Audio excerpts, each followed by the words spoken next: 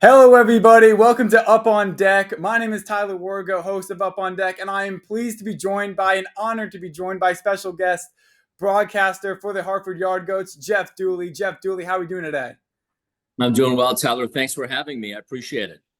So we have a lot of questions to go over, including the Rockies, of course. As we know, it's the offseason now. A lot of these Rockies are getting called up. And also just questions for you as a broadcaster and your advice to young broadcasters like myself that are trying to get into this industry.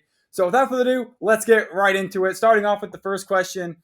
Jeff, do you think the Rockies will be decent in the future once they call up their Rockies prospects? As we know, recently we saw Zach Veen get the call up to that 40-man roster. We're starting to see this it's kind of over time, we're seeing this increase in this gradual movement by these prospects transitioning from Hartford to Albuquerque to Colorado fairly quickly. So what's your thoughts? Yeah, I do. I think the Rockies are in a really good spot right now in terms of the future. We saw 7 players from last year's Yard Goat team go directly to the big leagues at some point, which is a lot for a Double-A team, quite honestly. You don't see that many during the course of a season. So to have 7 goes to show you some of the talent that they have in their system. I think they've done a great job. It starts with obviously their scouting department and Chris Forbes, the farm director, and he does a really good job making sure these guys are prepped at every level to get the most and to continue their progress as players.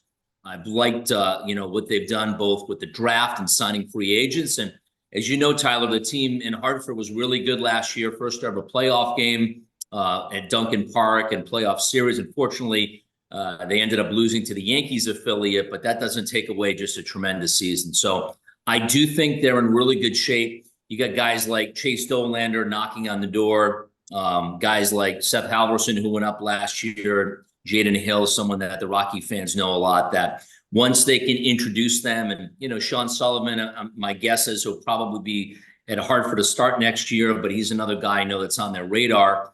And when you start introducing these guys to the major leagues, they have a chance to be really good, and especially the guy like a pitcher like Chase Dolander.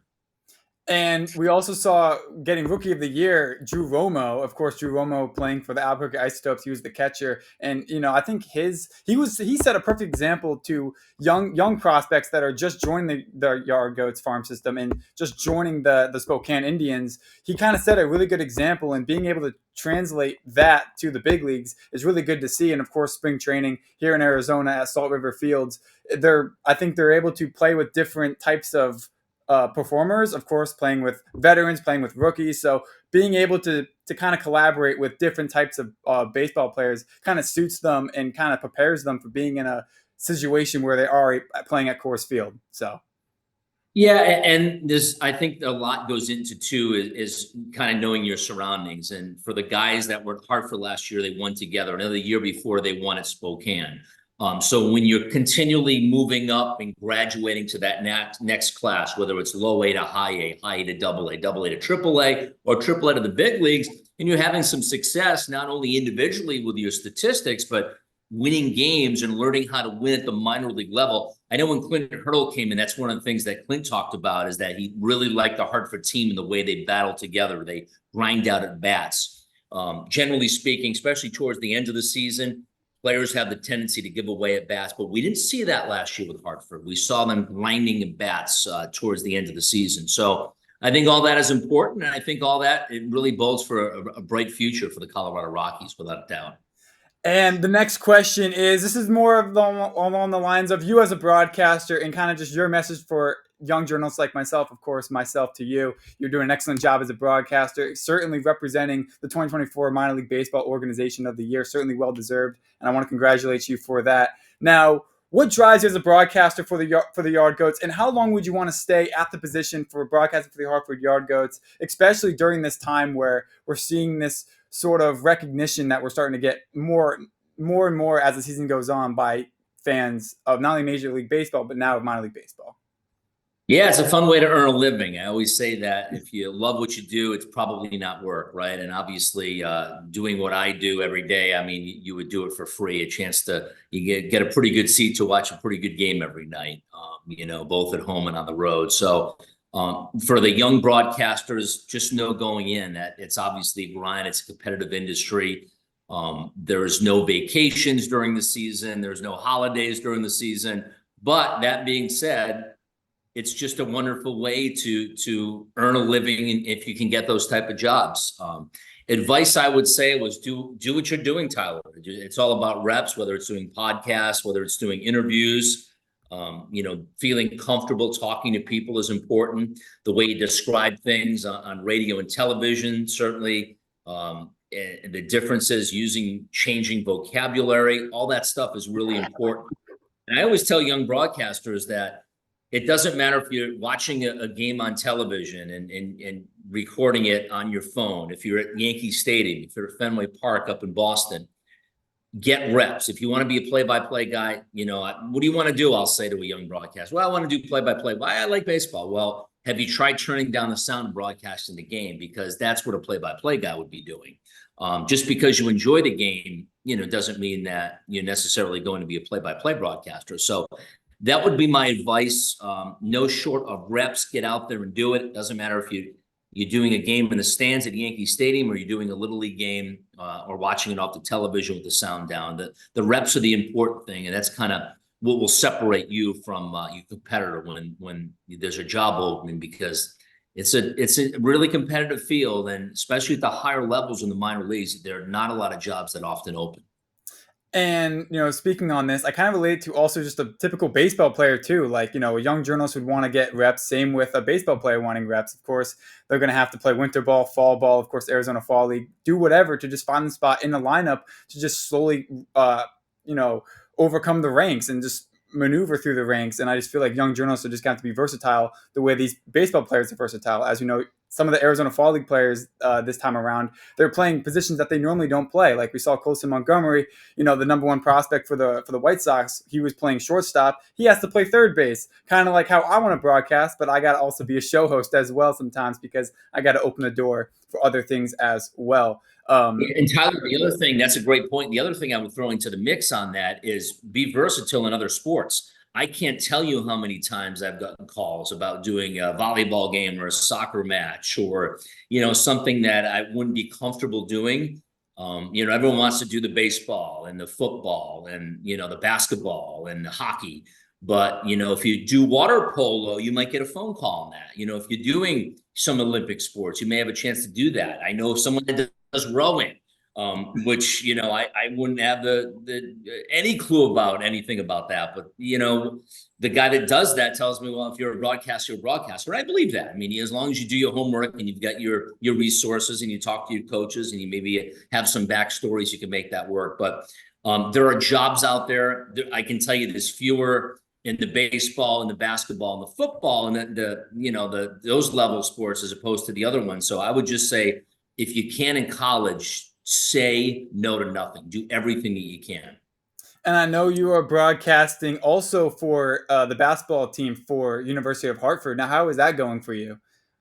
It's going well. Yeah, they've kicked off their season, so I think we've done 4 broadcasts. We've had a couple of weeks off for the Thanksgiving holiday, and then it will resume actually this upcoming week. So it's great. I get to do the broadcast with Dan Lovallo too, which is someone that I do the Yard Goats games with him too. So it's we've got our viewers both in the summertime and the wintertime. So he's a great person to share a few hours with the game. It's great transitioning that chemistry that you have with Dan Lovallo. We're going to get to that question between you and Dan Lovallo soon, but we want to talk about how you transitioned that from Dunkin' Donuts Park to now you're at the court with him performing for, broadcasting for the University of Hartford. And I think chemistry is what really brings the fans together because they're used to hearing your voice. You guys are the voice of Hartford, so it only makes sense if you guys carry that to University of Hartford. And that's great to see. And I'm sure the students love it too. It's fun. Yeah, we've been together for so long. I mean, going back, the first year we worked together was 2000. We're doing New Britain Rockets games back in the day before the franchise relocated to Hartford in beautiful Duncan Park in 2017. So we've worked together for a long, long time, and we know each other's stories. We kind of know the cadence. We know when, I'm finished with a call, when he interjects, which I think is important because you try. And it's not going to happen 100% of the time, but you want to try to avoid talking on top of each other if possible. And when he's doing the play-by-play, I know when he's ending and when to interject. And he just does a wonderful job. I mean, there's nobody that's more prepped for broadcast than Dan. He talks to the coaches. He does his homework. He reads both sides of notes. He has his stat platforms. I think Dan reads like 10 newspapers a day, maybe even more than that. So, I always say that no stone unturned. So I'm always comfortable going into a game. And, it's fun on the radio side because it's almost like an artist with a paintbrush where on the TV side, when we're doing the games on Nesson, it's more of because we have to get our graphics folks involved. So it's more, I don't want to say plan, but a little bit more scripted as to what are the things, the X, Y's, and Z's that we want to hit. On radio, we just kind of can paint wherever we want to go with the game. And there's no one better to elaborate on a story that I begin to tell. And he's always certainly got great content and context to what I'm trying to say. And we definitely know Dan Lovallo for doing the 7th-inning stretch. Of course, that's something that I, growing up when I was in Connecticut, that's something that I always remember that him doing. The take me out to the ball game, gets the fans off out of their seats and just standing up. Really, just kind of just brings everyone together. And it almost is kind of like Sweet Caroline at Fenway Park, almost kind of just how Dan Lovallo does it and kind of how he works with the fans of New England. Yeah. You're absolutely right, Tyler. And I know people have told me that, hey, we're not win, lose, or draw. We're not leaving till Dan's saying. So he really has been a staple. He's a big part of the Yard Goat family. And, we always appreciate when he gets out there. And I know he enjoys singing to the fans, just like Harry Carey back in Chicago. Yep. And I think you already answered this question, but how did you build a relationship with Dan Lovallo? Of course, you took me all the way back to the New Britain Rockcat days when they were playing in New Britain. How did that start, and how were you able to just build this chemistry and be like, hey, let's continue with this and let's move this now. Let's transition this from Dunkin' Donuts Park to now University of Hartford. Just getting to know him and, understanding that he's a tremendous broadcaster, and you always feel better with someone that you're comfortable with. I've worked, and I know Dan has too. Dan's done radio. Dan's a great play-by-play guy, but he's also a tremendous talk show host. He has a podcast. I suggest you even, look into subscribing to that because it's wonderful. He dives into all topics around sports, which is amazing. But he had a radio show for years in Hartford. Morning show, and I always was, completely blown away how he could finish and do a post-game show with me and finish and get home at 11:30, 12 o'clock at night, and then be at work at, 4:30, 5 o'clock in the morning for a morning show. He's an amazing person for sure. But again, and I've worked with, a bunch of different broadcasters as well, and it's getting that chemistry. And sometimes it's easier with depending on who you're working with. Some guys can be a little bit more challenging, I think. But I think finding that personality and finding your personality on the air. I mean, it's something that doesn't shine right away. You'll see, Tyler, when you watch your stuff, 10 years from now, and you replay this interview, you probably say, you know what, maybe I should have done this a little bit different. I know I certainly do that. You will get better with reps and feeling more comfortable on the air. And yeah, so that certainly goes with the fact of being just versatile too. Like, you said that you were on this podcast with Dan Lovallo, and just being able to have a podcast and bringing viewership, but also just having the viewership, people know you for being the broadcaster. It's really cool because people can look up to you and you can inspire people to do the same thing. Because a lot of people, they go into this industry, they're like, well, I just want to be a broadcaster, but I look up to, let's say, Jeff Dooley for being a broadcaster. Well, Jeff Dooley didn't just want to be a broadcaster. He had to sprout himself to doing other things. And I think that's what you're trying to say. Yeah, exactly. You want to make sure that you're versatile. You can do your interviews. I mean, obviously in minor league baseball, we wear a lot of hats, and, I wear a sales hat during the off season. I'm in the middle of our sponsorship sales season right now. So we're out there trying to connect businesses and showing what our brand can do to try to help drive business and folks to them. And that's kind of what I do from probably October through March. And then my job significantly changes once we get in towards spring training. It's more player related and doing rosters. And it's really at that point all about our media and the broadcast and their sales season. We kind of put to bed at that point is once the season begins. But yeah, it's always nice to, to be able to do a whole bunch for teams, because that's important. And the other thing I would suggest for you have some of your, college friends listening and watching, Tyler, is that take a couple of sales courses. A sales course is going to help you whether you work in baseball or you work in doing something outside of sports. It's something that is going to make you feel comfortable, because at the end of the day, you're selling yourself. So I've always encouraged young students, or even juniors and seniors, to take a couple of classes regarding sales. Yeah, that's certainly what a lot of people minor in here, especially at Arizona State. People like to minor in business because they know that like you can't just be a sports journalist if you don't have any sales or any mindset of like entrepreneurial stuff. Of course, some of the classes here we teach that well at Cronkite. Another question that I have, and that is, what is your favorite and most memorable call as a Yard Goats broadcaster? I know there's a lot, and I know that you created a lot during this past summer. So if you can go in detail about that. Yeah, there's been a few of them. We had a walk-off home run here with Braden Ward hit one with a packed house, or like almost 8,000 people in there. And a game was regionally televised on Nesson. So that was a really cool one, because I got texts from a bunch of people that were watching from all over New England. So that was kind of neat. We had 16 games broadcast on Nesson on the Northeast. So that, that kind of shot our level of our franchise. It really skyrocketed with the television coverage of this past season. And we're hoping to do that again for our fans in 2025. So that's one that jumps off. I think, going back the first game here, when back in 2017, when I just know so many people behind the scenes worked so hard to make baseball happen in Hartford. And that first pitch, and I said, here it is, baseball has arrived in Hartford. And, or something like that. It was just, that meant a lot to broadcasting the first ever game at Duncan Park. And and then you go back to last year, and so many moments during the season we've had, but the playoff ride when we were in Harrisburg and clinched the playoffs was pretty special too, because it was a really good game. It was coming down to the last couple of days of the season, and in the first half, and Hartford got the win. So that was a cool one. And then there was one about Brendan Rodgers, when Rodgers was a Yard Goat. And he actually had 2 walk-off hits in one day, which it's impossible. Like, how does that happen? Mm-hmm. And he actually had a walk-off hit, a walk-off double, and then he hit a walk-off home run. Obviously, it was a double header, but imagine having 2 walk-off hits in the same day. That's pretty special, I would say. So there's a few for you.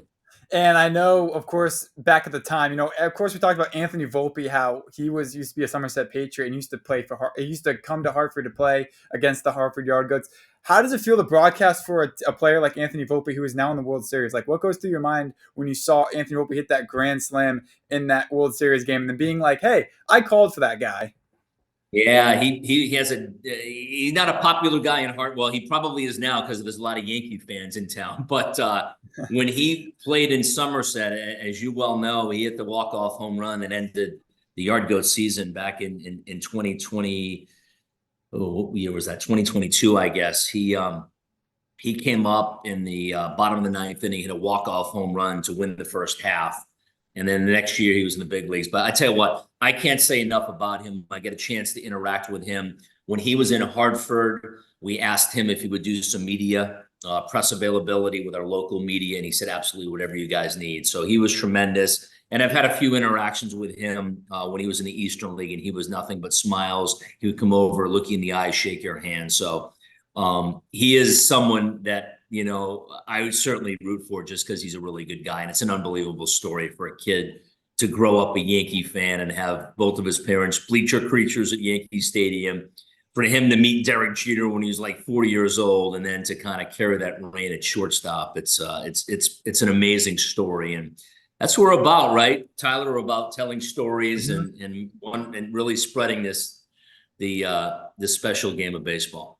And do you ever feel I know you're used to this now, you're probably not pressured, but do you ever feel the pressure sometimes when you would get a guy? I know a couple seasons back, we saw Max Scherzer, I think back in 2022, perform for the Binghamton Rumble Ponies back when he was on his rehab assignment. Was there any pressure? Like, there's going to be a lot of people listening, regardless of them being a Mets fan or just a Yard Goats fan.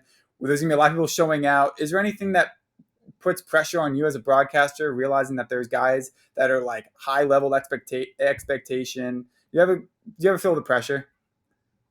I don't know about pressure, but I'd be lying if I tell you I wasn't amped when Max Scherzer was pitching. There was going to be 7,000 people, and listen, I'm thinking that the Mets are probably watching this game right now in their clubhouse right now, thinking from like the ownership level to all the way down to the players. I mean, obviously the general manager, the manager, they've got it on their iPhones right now. They're watching Yard Goats baseball from Duncan Park, which is really cool. But I don't know about pressure. Yeah, I think when you've done it, as long as I have, it's you do definitely get amped up. We faced a ton of major league guys last year. We faced a couple of guys, some big name guys as well. And yeah, you want to rise to the occasion. You want to make sure that you're accurate, that you get the call right. But it's something that I think with time that you just kind of adjust to. But it's really cool. You want to, not that you want to not have your A game every day, but the reality is there is definitely a buzz when you're facing like a guy like a Max Scherzer or a Chapman, or someone like that. And I remember when, considering Max Scherzer played, a couple seasons back, now he's with the Rangers. It's going to be kind of tough getting him back at Dunkin' Donuts Park. So it's really like those memories that really are going to just make your calls more memorable. And it's going to be something that you're going to look back on, something that I look back on. I know I still see highlights of that stuff. And I remember this is all not about that, but this is just about just the Rockcats and how they used to be a team and how they transitioned from Hartford. Because I remember they were the Rockies the last season, and then they had Trevor Story on their team. And I remember I was there with my grandfather's Rotary Club because we had like an event there. This is a long time ago. I remember seeing Trevor Story there. When you were there around like the transition of the Twins to the Rockies, what was kind of the preparation to getting prepared for the switch from New Britain to Hartford? That's a great question because I think it was probably more on me than anyone else. I'm the person that deals directly with the team the most in terms of knowing the roster, understanding what we need from the players. There's a lot of folks that get involved, player stuff behind the scenes, but certainly publicly and making sure that I get accurate information, that kind of falls on my plate. So I had to, you're right, after spending 15 years in the Minnesota Twins family, all of a sudden we're now the Colorado Rockies home. So yeah, I went out and got the media guide and I'm reading names, and they just did a wonderful job. They're just wonderful people, from their owner who comes to games in Hartford, Duncan Park, loves our relationship. And from the public relations folks, they just, whatever we can do to help you. And that made the transition easier. And yeah, Trevor's, he was a great player. He came through back in, that last Rockcats team back in 2015. And I'll never forget, because he came through, obviously had a monstrous season in 2015 in New Britain. And then we had a chance to go up when the Rockies came to Boston at Fenway the next year, 2016. We're playing the season on the road. And I was at the game and I was on the field, and Trevor came up to me. He had just been called up. And he's like, Jules, he's like, this is unbelievable. Like, I can't believe I'm at Fenway Park right now. Like, pinch me. He's like, I don't even know if I'm playing tonight. And then he's asking me about the stadium in Duncan Park and if we're going to be in this year. And at that point, we thought there was a chance. Turned out we didn't. We played on the road the whole season. But he was just kind of in awe of being at Fenway Park. And as you know very well, Fenway Park is now his home. That's his home ballpark. So it's just so weird to me when I hear Trevor's story, and I can picture us having this conversation in the third base dugout about how he was like, pinch me this moment. And now he's, a big star with the Red Sox. It's great having that connection, because honestly, the connection still continues even when he's at Fenway Park, because guess what? He is still in the Eastern League division, if you think about it, because it takes a rehab assignment and he could be back down to Hartford, whereas players like, like Max Scherzer, like you're not going to call for him again because he's on the Rangers unless some crazy transaction happens. But like Trevor Story, he can be on the Sea Dogs again, and you could be. It did happen. And it happened, yeah. It happened 2 years ago where it just by coincidence, it was when Trevor was injured, he came back and he did a rehab. Wasn't in Hartford, it was in Portland, but I was at the game. And it was up at Hadlock Field. And yeah, Trevor was playing against his former team, although we were the Yard Goats then. But obviously, he still knew some of the players and some of the coaches as well. So that was a cool little moment, too, for Trevor to kind of face his former franchise. And also the Yard Goats too. Like a lot of their players are moving up now in to Albuquerque because of now that Charlie Blackmon's gone, they got to fill in that depth. So they're going to have to make some moves with Albuquerque with who gets called up from there. What are you expected to see from these new guys that are joining Hartford this upcoming season?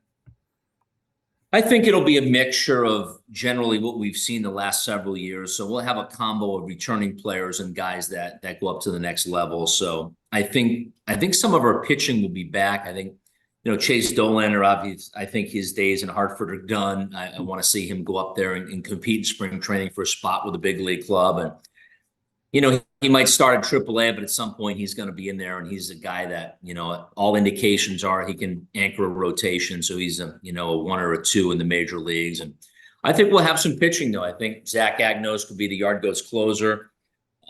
I think that Sean Sullivan will be in a rotation for the 2025 season to start. Anyways, a local kid from Boston, had a really good college career, really good numbers last year.